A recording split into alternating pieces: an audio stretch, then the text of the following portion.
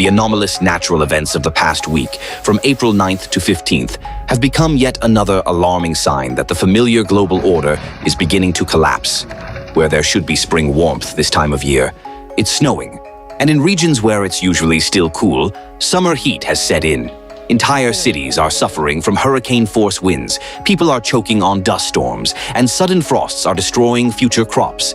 Hundreds of homes destroyed, lives lost, millions affected. You'll get the full story in the report, coming up right now.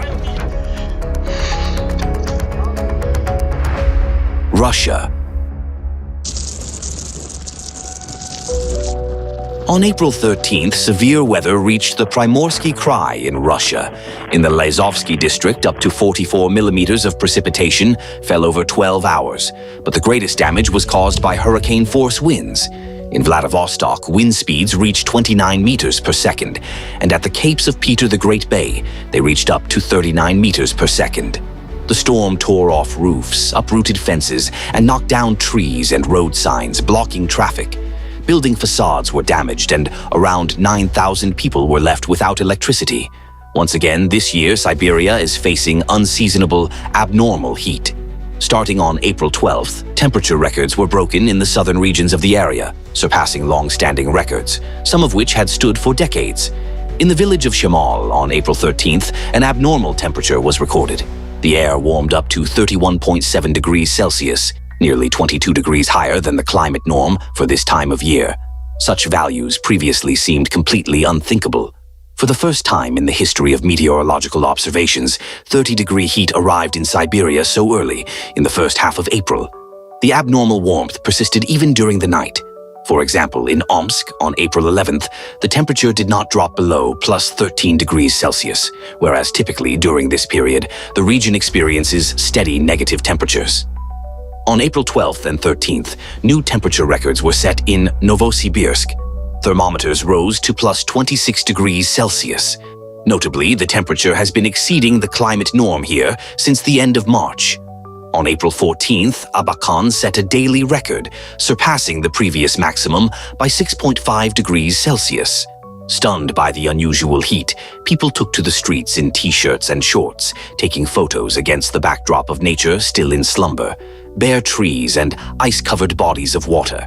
At the same time as the scorching weather in Siberia, an unexpected cold snap settled in the south of Russia. In Krasnodar Krai, Stavropol, and Adygea, where just recently there had been nearly summer-like warmth up to plus 20 degrees Celsius, the temperature suddenly dropped and snow fell.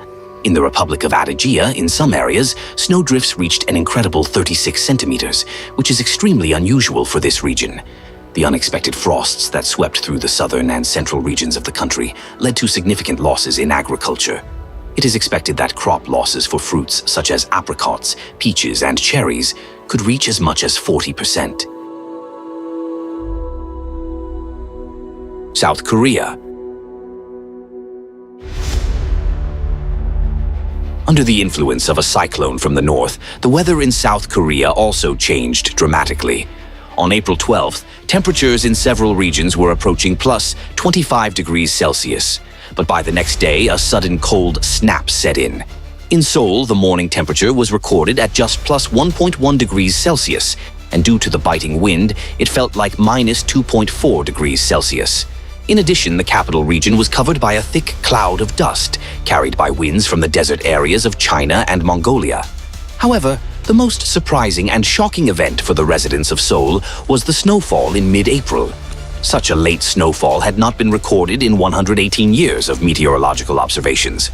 In addition to the sharp cold, snap, rain, and unexpected snowfall, the cyclone brought hurricane-force winds of up to 30 meters per second to several cities. The strong gusts uprooted trees, toppled advertising structures, and posed a serious threat to both pedestrians and drivers.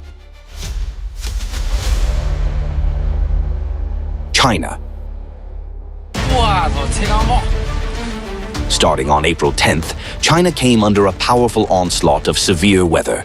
Vast areas of the country were hit by devastating storms, accompanied by gale-force winds, sandstorms, and heavy rains with hail. The northern regions of China took the brunt of the severe weather. Across the country, nearly 500 meteorological stations recorded wind speeds that broke previous April records. The most significant destruction occurred in the provinces of Hebei and Henan. Here, wind gusts reached force 15, exceeding 46 meters per second, 46 meters per second. Torn off rooftops, window frames ripped out by the wind, streets covered in debris, downed power lines, shattered glass, and all kinds of wreckage. Total chaos reigned in these cities. A wind gust of 45.8 meters per second was recorded in Beijing, equivalent to a Category 2 tropical hurricane. More than 800 large trees were uprooted in the city, and hundreds of vehicles were damaged or destroyed. Residents weighing less than 50 kilograms were officially advised not to go outside. The wind gusts could quite literally lift them off the ground. The rampaging storm severely disrupted the country's transportation system. Over 3,200 flights were cancelled, and train services, including high-speed lines, were suspended.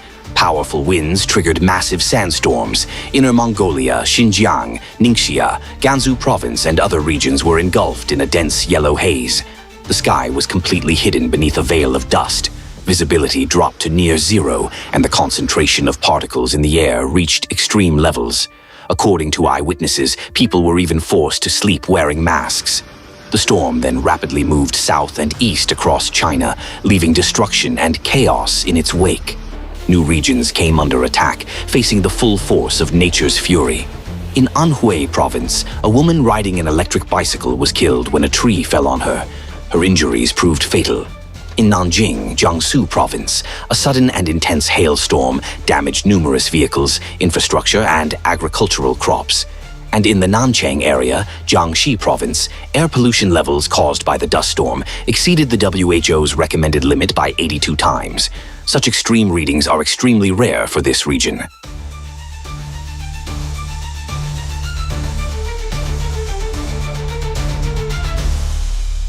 India.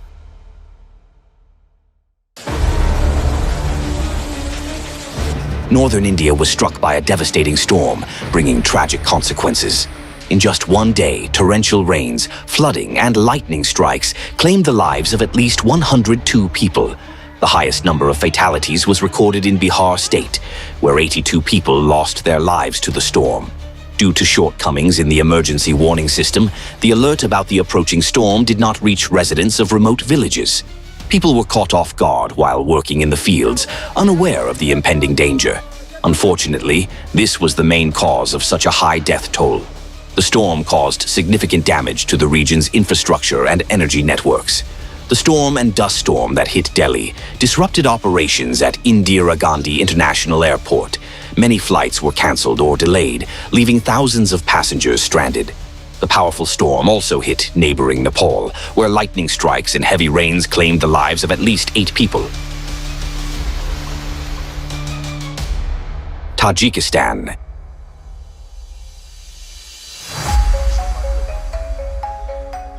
A strong earthquake with a magnitude of 5.9 was recorded on April 13th in the Rasht district of Tajikistan. Hundreds of buildings were damaged, and 94 residential houses were reduced to rubble. Unfortunately, the tragedy claimed the life of a 3-year-old child who was buried under the collapsed wall of a house. Within 24 hours, the earthquake was followed by 4 aftershocks, each with a magnitude of over 3. The seismic tremors were also felt in neighboring countries, Uzbekistan, Kyrgyzstan, and Kazakhstan. Turkey. A powerful cold front brought sudden temperature drops, snowstorms, and gale-force winds to more than 25 provinces of the country. In the city of Aksaray, the temperature quickly dropped from plus 26 degrees Celsius to minus 3 degrees Celsius in just a few days. Istanbul found itself at the epicenter of the storm's impact.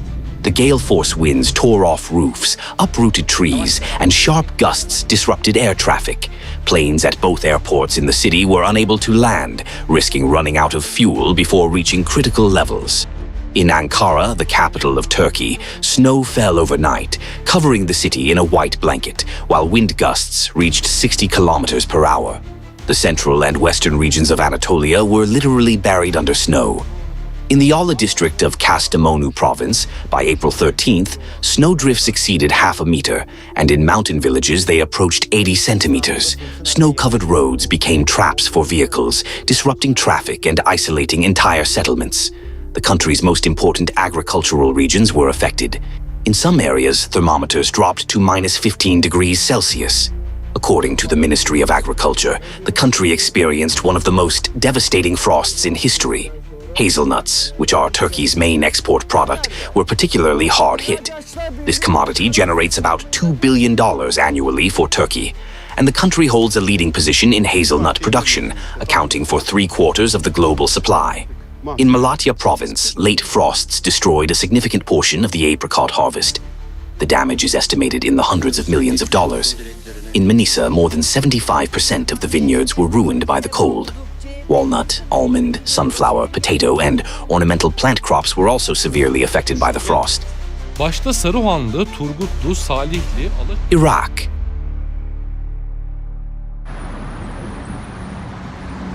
On April 14th, the southern and central regions of the country were affected by a powerful dust storm that came from the north of Saudi Arabia. The day turned into near total darkness. In some areas, visibility dropped to zero. This caused road accidents and temporarily paralyzed operations at several international airports. However, the most severe impact of the dust storm was on public health. In just one day, over 3,700 people sought medical attention in hospitals with complaints of suffocation and breathing difficulties. Some of them, including children, required urgent hospitalization.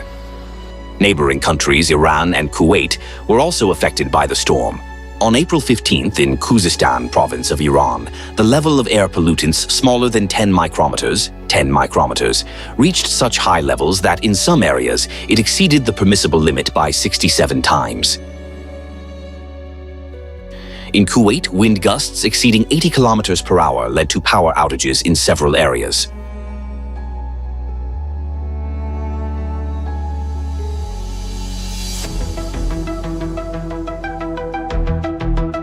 Today, as more and more people personally face the escalating natural disasters and anomalies, the information field is still filled with distorted data and misleading misinformation. The media fail to reveal the true causes of the increasing frequency of natural disasters. They sidestep key facts and avoid discussing the most important issue, that there is already a real solution capable of not only slowing down the growing chaos, but also preventing further negative developments. Instead, we continue to be soothed with phrases like, "This has happened before," "There's no reason to panic yet," "The situation is under control." Such excuses could once be easily ignored, but not anymore. The risk of underestimating the situation today is too great. We are talking about the future of all humanity. Why, despite the obvious, do so many people still believe these fairy tales? Do they really think this won't affect them? Are they living on another planet? After all, everyone has loved ones, families, children. A reasonable person, upon learning of a threat, would pass on the information and look for a way out. If we want to protect life on this planet, we must stop ignoring the obvious and begin speaking directly about the real danger. Global geological and climate changes, the processes occurring deep within the Earth. Many people believe their actions won't make a difference, but that's not true. The actions of each of us determine the future of billions of people, including those we hold especially dear.